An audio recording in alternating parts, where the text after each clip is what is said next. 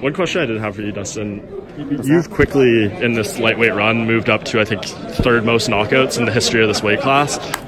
There you go. Why has the power translated so well, do you think? I had it at 45. Just more comfortable here. Technique's getting better. A lot of things play into it, but I think power a lot lot of times is natural.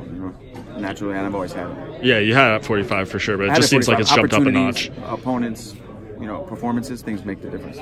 Max Holloway fighting this Saturday night. I think when anyone talks about this fight, they just think the word volume, right? I imagine you guys are just going to be punching forward for 25 minutes. Is that how you see it going? Yeah, it's going to be technical, but a lot of punches are going to be thrown. It's going to be a lot of volume and violence. When you watch his fights, like you've had some brilliant wars recently, especially one for the Alvarez, Gaethje fights. They're great. Do you think I've got another one coming my way on Saturday? Definitely. I think we're going to get fight of the night, and it's going to be another one for the history books. Fight of the year type of fight.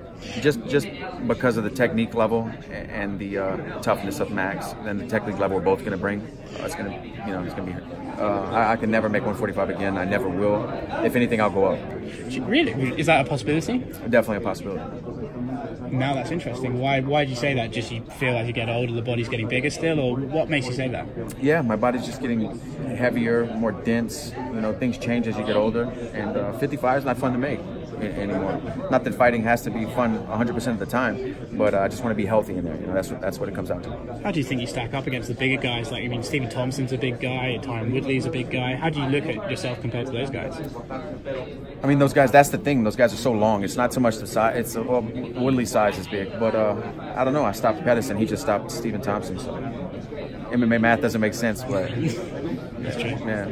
Does that give you extra confidence? You see Gaethje did, what Pettis did, over the past couple of weeks. You see, you beat these guys going into a fight. Does that kind of reaffirm where you stand in your own mind, or does it not play in at all? Anybody you fight, win, lose, or draw, you want to see them do well in their next fights. Sure. And it's cool to see back-to-back main events against guys that I just finished. Get stoppage wins and huge fights leading up to my fight, for the title. It's kind of cool. It's like, it just shows you why I'm here. Yeah. Conversely, though, what did you make of Eddie's performance in one the other day? He sort of got stopped in his first performance over there. What did you make of that? That's tough to say. I know his eye got jacked up real bad, but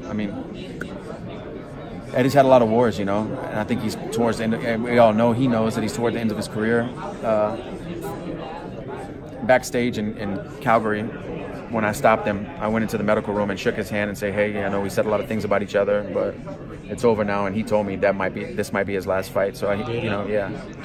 I'm only going to ask you this because you're a man who's been in loads of wars. Did you happen to see Artem Lobov's bare-knuckle fight with Jason Knight the other day? Yeah, brutal, man. Yeah, I watched it. What was that like? Give us your thoughts on the fight, just because it was insane to watch myself. It was brutal, man. It was borderline, and I like the carnage. I like to watch two guys go at it in a classic fight, but that was brutal. Me and Mike were just talking about it, about people who've never been to a mixed martial arts fight. When they first go to their first event, they sit close, they can feel the punches. It's one thing to watch it on TV and see how hard these guys are hitting each other, but it's another thing to feel the impact and really witness it in the flesh. So I can only imagine if it was like that for me on TV, watching through my fingers, oh my God, these guys are insane. I only imagine ringside how it was, hearing the bone on bone, and it must have been. A part of me loves it, but a part of me is 9 out of 10 doctors say don't do it. It was a unique experience. I was there. It was intense, I think is the word. Yeah, it was insane. That's fighting, yeah.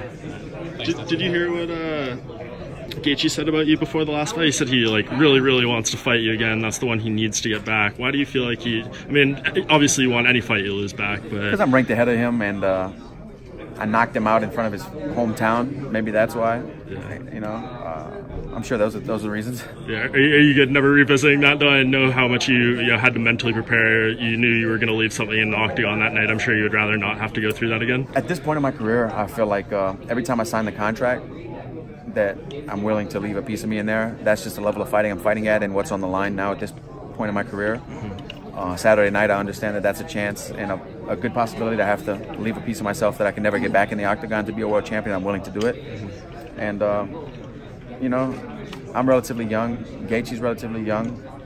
it could happen again. Is that why you say, you know, this fight with Max could be fight of the night and everything? You just have to prepare for almost the worst. So, and then if you knock him out in the first round, amazing. But Great. You have to prepare for that really big dog fight. I always prepare. The last, I don't even know how many, but the last 10 fights maybe, I've started preparing for the, you know, for the worst possible scenarios, overcoming adversity in there. Because that's what fighting is. You know, that's just maturing in the sport and understanding that it's not going to be me making him miss every punch, touching and being a superstar out there, or going out there and stopping him with one punch in the first round. Right. Those fighting guys like this, that doesn't happen often. And so if it does, great, we'll go home with the belt and no scratches or stitches. But that's just not realistic. Yeah.